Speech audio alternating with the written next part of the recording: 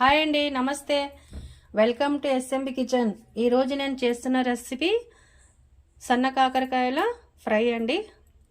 ఇవి ఇప్పుడు మార్కెట్లో దొరుకుతున్నాయి కదా మనకి, ఇవి దీనిలో ఫ్రై చేద్దాము. దీనికి కావాల్సిన పదార్థాలు: ఒక 2 పెద్ద సైజు ఆనియన్ ఇట్లా కట్ చేసుకోవాలి, ఆయిల్, ఉప్పు, ధనియాల పౌడరు, కొత్తిమీర, పసుపు, కారము, కొబ్బరి పొడి, తర్వాత ఎల్లిపాయలు కొన్ని.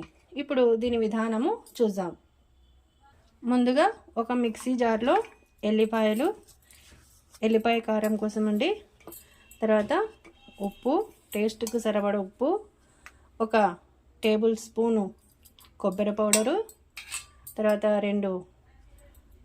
1.5 టేబుల్ స్పూను కారం అండి. దీనికి ఇప్పుడు మనం మిక్సీకి వేసుకొని ఎల్లిపాయ కారము తయారు చేద్దాం.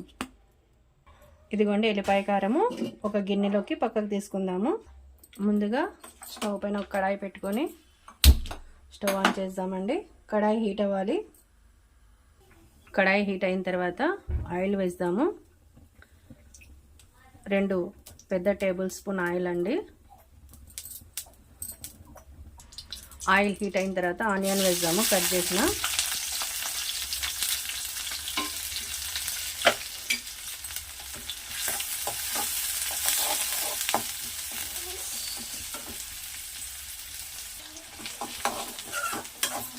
కలుపుదాము ఒకసారి. ఇదిగోండి ఇట్లా కొద్దిగా లైట్ బ్రౌన్ అవ్వాలండి ఆనియన్, చాలు. ఇప్పుడు మనం ఇందులో కడిగి పెట్టిన ఈ చిన్న కాకరకాయలు వేద్దాము.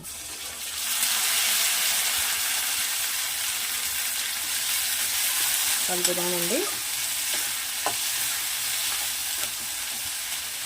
తర్వాత ఇందులో 1 టీ స్పూన్ పసుపు, 1 టీ స్పూన్ ధనియాల పౌడరు వేసి కలుపుదాం.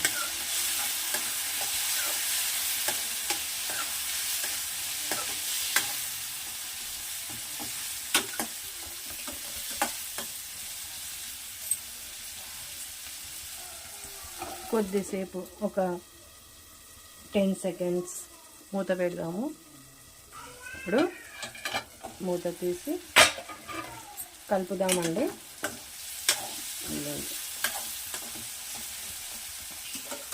మంట లో ఫ్లేమ్లో పెడదాము. తర్వాత ఇప్పుడు ఈ నూరుకున్న ఎల్లిపాయ కారము వేద్దామండి.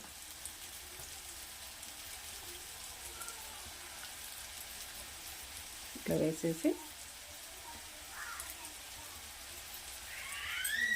కలిపేద్దాము.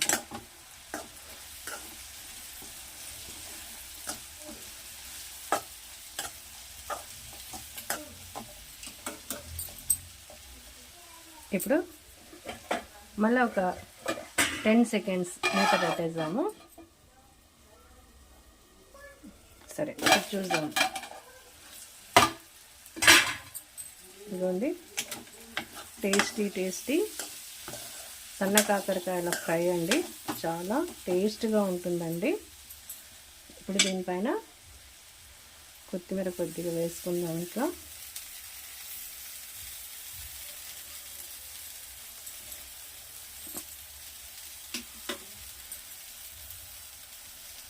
మూత పెడదాం కొద్దిసేపు. ఇప్పుడు చూద్దాము. చూడండి,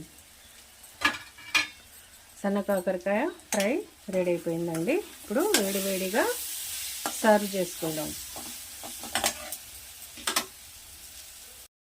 ఇదిగోండి వేడి సన్న కాకరకాయల ఫ్రై అండి.